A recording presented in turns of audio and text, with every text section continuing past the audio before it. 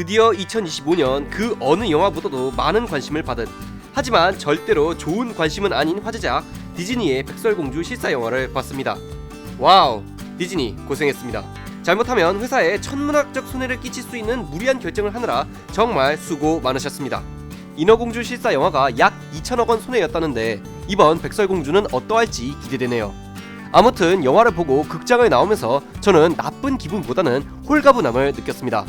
인간으로서 하나의 큰 고난을 넘어왔구나 하는 그런 느낌? 왜냐하면 이 영화는 디즈니의 오랜 팬에게 있어 거대한 고난이기 때문입니다. 그리고 여러분은 이 고난 같은 영화의 리뷰를 보기 위해 찾아오셨겠죠.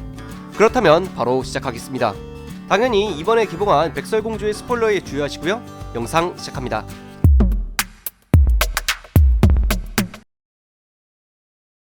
아마 이번 백설공주를 본 많은 사람들이 무의식적으로 인어공주 실사 영화와 비교하지 않았을까? 라는 생각이 들었는데요. 본 리뷰에 앞서 인어공주와 비교평을 하자면 저는 그래도 이번 백설공주가 더 보기 좋은 영화였다고 생각합니다. 물론 인어공주와 비교했을 때 그나마 더 좋다는 뜻이지 백설공주 하나만 놓고 보면 저는 결코 좋은 영화라고 말씀 못 드리겠습니다. 그래도 일단 칭찬할 건 하고 가죠. 먼저 이번 영화의 OST는 정말 귀가 즐거웠습니다. 원작 애니메이션에서는 OST가 많지 않아서 이번 영화에는 오리지널 신곡들이 많이 추가되었는데요. 그 중에서 영화 초반에 나온 Good Things Grow는 디즈니스러운 느낌이 강해서 잊고 있던 추억을 상기시켜주는 반가움이 느껴졌고요. 영화의 메인이라 할 수 있는 Waiting on a Wish는 듣는 동안만큼은 이 영화에 대한 반감을 잊을 정도로 아름다운 노래였습니다.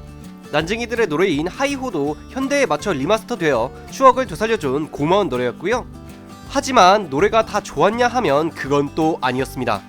영화의 분위기가 좀 차분한데 뜬금없이 노래를 불러서 몰입이 깨지는 순간도 있었고, 특히 여왕의 솔로곡은 제작진들이 여왕이 아무리 예뻐도 얘는 빌런이니까 좋아하지 마! 라는 의도를 담은 건지 다른 곡들에 비해 노골적인 가사와 유치한 연출이 보였습니다. 그래도 이것만 제외하면 다른 노래는 괜찮으니 귀는 걱정하지 않으셔도 됩니다. 그리고 다음은 스토리. 저는 일부만 제외하면 스토리는 정말 잘 만들어졌다고 생각합니다. 그 일부는 영상 후반의 문제점에서 말씀드리기로 하고요. 저는 먼저 원작 애니메이션에서 부족했던 부분을 채워준 내용이 좋았습니다. 과거의 왕국은 어떤 모습이었는지, 왜 저 예쁜, 아니 나쁜 여왕이 권력을 잡게 되었는지, 난쟁이들의 디테일과 백설공주의 성격 묘사까지 많은 부분에 신경을 썼다는 게 보여서 고개를 끄덕이며 봤습니다. 무엇보다도 원작의 공주와 왕자만 행복해지는 엔딩이 아닌 모든 백성과 난쟁이들까지 행복해지는 엔딩으로 바뀐 건 인정할 수밖에 없는 좋은 각색이었습니다. 사실 이게 맞죠. 잘난 놈들만 잘 살고 끝난다니 요즘 영화에선 안 될 말이죠. 이렇게 이번 백설공주는 억지 캐스팅 때문에 생긴 반감을 가지고 봤어도 칭찬할 부분이 많았던 영화입니다. 이런 점에서는 저번 인어공주보다 훨씬 잘 만든 영화라고 할 수 있겠는데요. 하지만 칭찬은 여기까지. 이제 영화를 혼내야 할 시간입니다. 역시 영화의 가장 큰 문제이자 아쉬운 점은 주인공 백설공주의 캐스팅이죠. 또 다시 언급하지만 제가 캐스팅에 불만을 갖는 건 배우를 차별해서가 아닙니다. 그저 디즈니 자기네들이 만든 원작과 팬들을 무시해서 싫어하는 거죠. 아무튼 이렇게 디즈니가 벌인 억지 캐스팅 때문에 생긴 팬들의 반감은 영화의 몰입을 방해합니다. 저는 영화를 보면서 좋은 노래가 나와도 좋은 각색을 감탄하며 보면서도 한편으로는 진짜 캐스팅만 문제 없었으면 더 좋았을 텐데 라는 생각을 떨칠 수 없었습니다. 그리고 이 문제점은 두 개 생긴 작은 금처럼 영화의 완성도를 서서히 갉아먹죠. 여러분, 겨우 배우 한 명이라고도 할 수 있지만 이래서 캐스팅이 중요한 겁니다. 그리고 주인공 백설공주에 대해 또 지적하자면 의상과 헤어스타일이 너무 어울리지 않습니다. 이건 저의 개인적인 취향 문제이기도 하고 의상이 어울리고 말고가 작품성에 큰 영향이 있냐? 라고 질문하실 분도 있겠지만 일단 공주의 아름다움이 중심인 디즈니 프린세스 영화에서 이는 중요한 요소입니다. 아무튼 주인공의 미스캐스팅을 잠시 제외하고도 일단 배우 자체는 예쁜데 마치 코스프레용으로 제작된 드레스와 어울리지 않는 단발머리를 해놔버리니 백설이 더 백설 같지 않아 보이더군요. 차라리 드레스는 좀 더 현대적 디자인으로 바꾸고 헤어스타일도 배우에게 어울리는 걸로 바꿔서 코디했다면 배우가 원작과 달랐어도 와 그래도 배우는 예쁘구나 라는 소리를 들을 수 있었을 텐데 제작진의 고집이 원망스럽네요. 그리고 마지막으로 남주인공에 대한 내용입니다. 이번 영화에선 원작의 왕자가 아닌 도적인 조나단이 백설공주의 연인으로 나오는데요.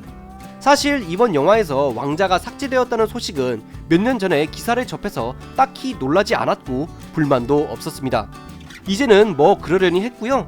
원작에서 왕자가 딱히 분량이 많은 것도 아니었기 때문이죠. 하지만 제가 불만이었던 부분은 바로 조나단의 잘생긴 얼굴이었습니다. 주인공 백설공주는 평등한 기회를 위해 원작과 다른 외모의 배우를 캐스팅해놓고 정작 그 백설의 연인 역에는 스테레오타입이라 할 수 있는 잘생기고 키 큰 금발의 백인 남성을 쓰다니, 이게 정말 평등함인가요? 더군다나 이번 영화에서 강조하는 게 외면이 아닌 내면의 아름다움이지 않습니까? 그래서 거울도 마음이 예쁜 백설을 더 높게 평가하고 이 때문에 여왕이 백설을 없애려 하잖아요. 근데 이런 공주의 연인은 또 잘생긴 남자를 등장시키면 이게 영화의 메시지와 맞는 이야기입니까? 이런 남자가 봐도 잘생긴 배우를 데려다가 백설이 나는 당신의 아름다운 마음씨에 반했어요 라고 하면 이걸 그대로 긍정할 관객이 몇이나 될 것 같아요? 차라리 금수저가 제가 살아보니 인생에서 돈은 중요하지 않더라고요 라는 말을 믿고 말지. 정말 영화가 내면의 아름다움을 더 중요시하고 강조하고 싶었다면 이런 잘생긴 배우 말고 보다 개성적인 외모의 배우를 데려다가 외모가 아닌 내면의 매력을 선보여야 했습니다.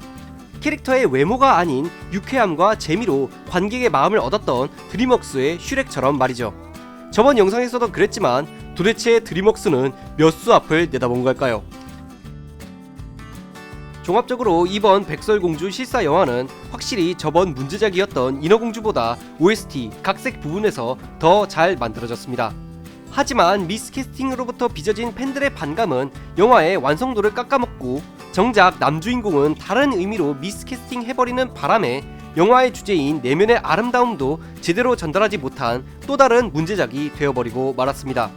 저는 무엇보다도 이번 백설공주가 인어공주보다 훨씬 아까웠던 게 뭐냐면 인어공주는 캐스팅이 문제 없었어도 영화에선 딱히 좋아진 게 없어서 평작이었을 것 같거든요. 근데 백설공주는 확실히 원작보다 발전한 부분이 많아서 캐스팅만 논란 없었다면 알라딘이나 미녀와 야수급으로 대박이 날게 보였다는 겁니다. 그런데 이 엄청난 기회를 당사자인 디즈니가 스스로 차버렸으니 마음만 아픕니다. 아무튼 이번 백설공주를 마지막으로 당분간은 디즈니의 원작 파괴 캐스팅은 없어 보이니 잠시 안정을 누리며 이 악몽을 처분하도록 하겠습니다. 저는 나그네고요. 구독을 좋아합니다. 눌러주세요.